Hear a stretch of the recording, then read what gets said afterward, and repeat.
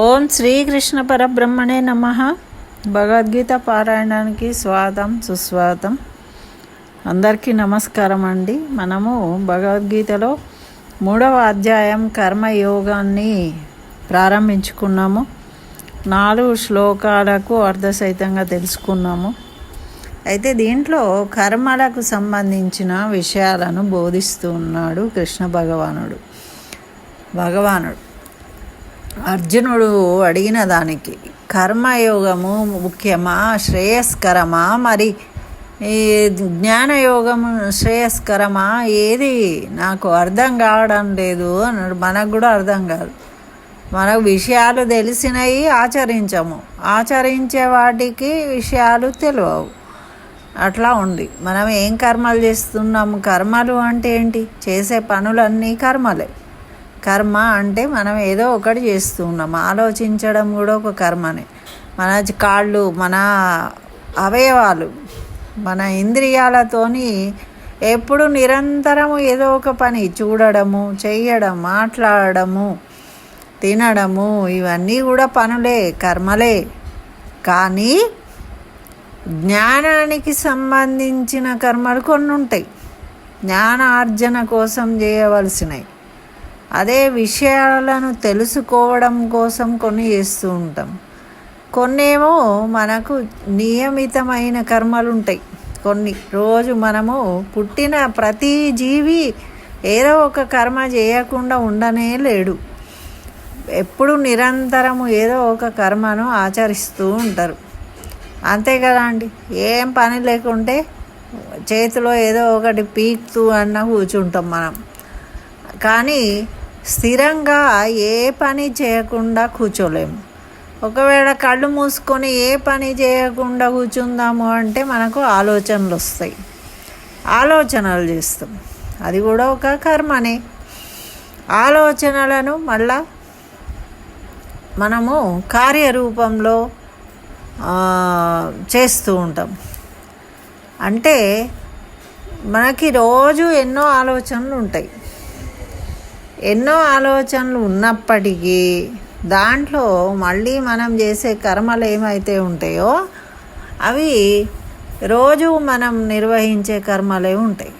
కానీ మనకు మన ఆలోచనలకు అంటే మన మనసు కొన్ని చెప్తుంది, ఇవి చేయండి, ఇది చెయ్యి, అది చెయ్యి, అది చెయ్యి, ఇది చేయండి.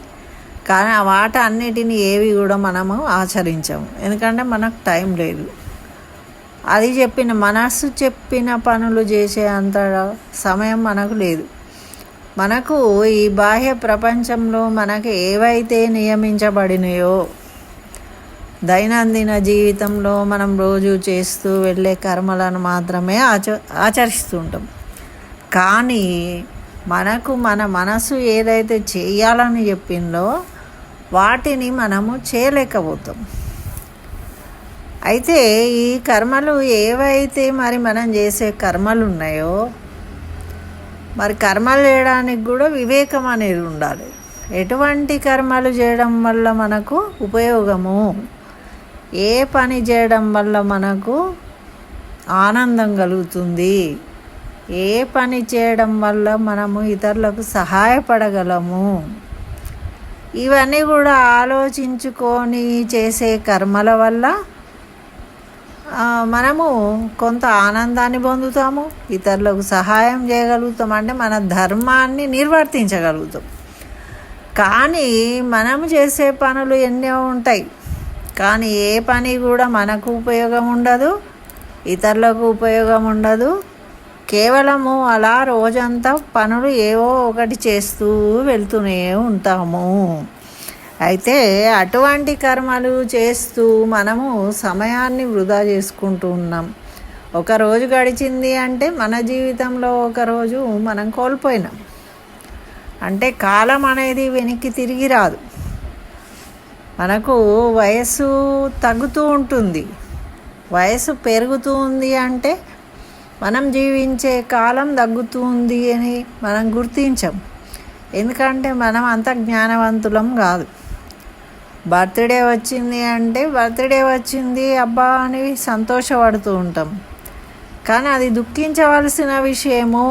1 సంవత్సరం నేను కోల్పోయాను నా జీవితంలో. అయ్యో, నేను ఏం చేయలేకపోయానే ఈ సంవత్సరంలో. నేను చేసిన కర్మ ఏముంది? ఎవరికైనా ఉపయోగపడిందా? నాకు ఉపయోగపడిందా? నేను ఏమి సాధించాను ఈ సంవత్సర కాలంలో అనేది ఆలోచన అనేది మనకు ఉండదు. ఇది దైనందిన జీవితంలో మనం రోజు చూస్తూ ఉన్న విషయాలు అన్నమాట. అయితే కర్మలు చేయాలి అని అంటే ఏదో ఒక కర్మ చేసుకుంటూ పోవడం కాదు. మనకు ఏదైతే మనకు ఈ జీవితము, ఈ శరీరాన్ని భగవంతుడు మనకు దేనికోసం ఇచ్చాడు? మనము జన్మ తీసుకున్నాం. మనకు ఎప్పుడు మన ఆత్మ మనకు సందేశాన్ని పంపుతూ ఉంటుంది. మనసులో మనకు కొన్ని ఉంటాయి, మనం ఇవి చేయాలి, ఇలా చేయాలి అని. కానీ దాన్ని ఎప్పుడు పట్టించుకోము. ఎందుకు అంటే మన ఇంద్రియాలు అనేవి మనను లోబర్చుకుంటాయి. ఈ బయట కళ్ళతో చూసే వాటిని ఆకర్షించి వ్యామోహంలో పడి ఈ బంధాలు, రుణానుబంధాలు ఉంటాయి, దేహబంధాలు ఉంటాయి, వీటి మీద మమకారం ఉంటుంది. వీటి వల్ల ఏమవుతుంది అంటే మన మనసు చెప్పిన విషయాలను పట్టించుకోకుండా మనము ఈ బయటనే ఏవో కొన్ని కర్మలను నిర్వహిస్తూ మన కాలాన్ని గడిపేస్తూ ఉంటాము. అదే నిజమైనది, అదే సత్యమైనది, అదే చాలా గొప్ప విషయంగా మనము భావిస్తూ ఉంటాం. అంటే మనం అనుకున్నట్టు చేసినామనుకోండి, అది నేను చాలా గొప్ప విషయాన్ని సాధించాను అనుకుంటాం. అదే మనకు జరగలేదు అనుకోండి, అప్పుడు బాధపడుతూ ఉంటాము. అయ్యో, నాకు జరగలేదే అని దాని గురించే వెంపర్లాడుతూ ఉంటాం. కానీ అది నీకు తగినదా కాదా, నువ్వు అది చేయవలసిన కార్యమేనా కాదా అనే ఆలోచన మాత్రం ఉండదు. ఎందుకు అంటే ఈ బాహ్యమైన విషయాల గురించే మనము మోహంతో ఉన్నాం కాబట్టి అదే నిజమైన సుఖము, అదే నిజమైనది. ఈ శరీరం గురించే మనం ఆలోచిస్తుంటాం. ఈ శరీరానికి ఎట్లా సుఖ పెట్టాలి, ఎలాంటి సుఖాలను అలంకరణ చేసుకోవాలి అనే ఆలోచనలు, అంటే వ్యామోహం. తర్వాత మనమే ఏదో చాలా ఇప్పుడు వీటన్నిటికీ కారణం నేనే కాబట్టి ఇవన్నీ నేనే చెయ్యాలి అనే ఒక భావనతోని, అంటే ఇట్లా రకరకాల భావనలు మన చుట్టూ ఉన్న వాటి పట్లనే మనకు విషయ వాసనల వల్ల వాటితోనే పడి వాటి గురించి ఆలోచిస్తూ నిరంతరము వాటితోనే మనము దుఃఖపడుతూ ఉంటాము. అప్పుడప్పుడు కొంత సంతోషిస్తుంటాం, కానీ అది నిత్యమైన సంతోషం కాదు. ఎందుకు అంటే ఇప్పుడు సంతోషం కలుగుతుంది, ఈరోజు నీకు నచ్చిన పదార్థం ఉంది, తింటావు, అదే రేపు పెడితే నీకు నచ్చదు. అంటే ఇది ఎప్పుడు శాశ్వతంగా ఉండదు. మనకు ఈరోజు నచ్చిన వాళ్ళు రేపు నచ్చరు. ఈరోజు మనం మాట్లాడిన మాట రేపు మాట్లాడం మళ్ళీ. అది లోక సహజంగా జరుగుతూ ఉంటుంది. అవన్నీ మారేటి. అంటే నిత్యమైనది ఉన్నది ఏదైతే పట్టుకోవాలి అంటే అది భగవంతుడే. మనం ఎప్పుడైతే భగవంతుడిని శరణాగతి ఇస్తామో అది ఒక్కడే నిత్యుడు. మనం ఏది చెప్పినా కూడా అది సత్యమై ఉంటుంది. భగవంతుడి దగ్గర మనము ఏదైనా సత్యాన్నే మాట్లాడాలి. మాట్లాడినప్పుడే మనము జ్ఞానవంతులమయ్యే అవకాశం ఉంటుంది. మనం ఎప్పుడూ ఈ అబద్ధాలలోనే జీవిస్తూ ఉన్నాం.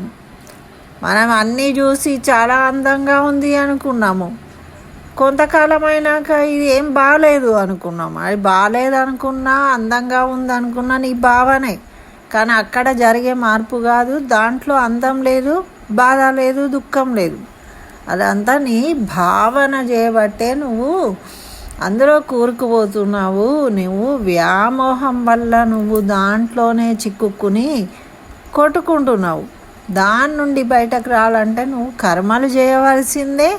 చేసి ఆ కర్మల వల్ల ఎటువంటి ఫలితం లేదు అని ఎప్పుడైతే తెలుసుకుంటావో, ఎటువంటి కర్మలు చేయడం వల్ల నాకు ఉపయోగం అనేది మన గ్రహించగలుగుతామో, అప్పుడు మనము జ్ఞానాన్ని పొందడానికి అవకాశం కలుగుతుంది, జ్ఞానవంతులం అవుతాం. అప్పుడు కదా మనకు ఆత్మచింతన అనేది కలుగుతుంది, ప్రశాంతత అనేది ఉంటుంది. అంటే వీటి మీద వ్యామోహం ఎప్పుడు తగ్గించుకుంటామో అప్పుడే మనము ఏదైనా తెలుసుకోగలుగుతాము అని. అయితే ఈ 5వ శ్లోకము ఇప్పుడు చదువుదాము. నహి కశ్చిత్ క్షణమపి జాతు తిష్టత్య కర్మకృత్ కార్యతే హవశః కర్మ సర్వః ప్రకృతి జైర్గుణై. అంటే ఏ మనిషి అయినా సరే, ఎప్పుడైనా సరే, క్షణమాత్రం కూడా ఏం పని చేయకుండా ఉండరు.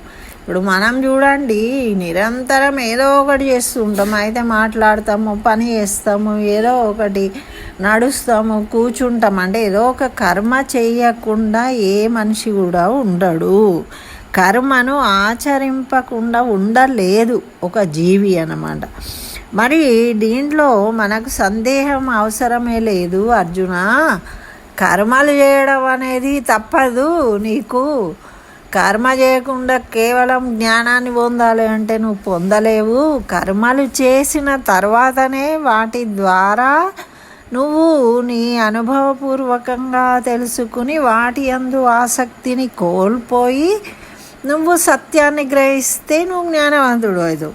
అంతేగాని జ్ఞాన మార్గంలోకి డైరెక్టు వెళ్ళరాదు. మనుష్యులందరూ కూడా ప్రకృతి జనితమైన గుణాలు కలిగి ఉంటాం. మనం ప్రకృతిలో మార్పులు జరుగుతూ ఉంటాయి. మన పాంచభౌతిక శరీరం కాబట్టి ప్రకృతిలో జరిగే మార్పులకు అనుగుణంగా మన శరీరంలో మార్పులు జరుగుతాయి. బయట ఎండ ఎక్కువైంది అనుకోండి, అబ్బా ఉడక వస్తుంది అని మనం బాధపడుతూ ఉంటాం. అంటే దానికి మనము ప్రతిస్పందన కలుగుతూ ఉంటుంది మన శరీరంలో. వర్షం పడింది అంటే ఆ వర్షం పడినా ఎండగొట్టినా ఏదైనా సమానంగా స్వీకరించే స్థితికి నువ్వు చేరాలి అంటే ఇవన్నీ అనుభవించి వాటిని మనము సమానంగా స్వీకరించే స్థితిని పొందగలగాలి.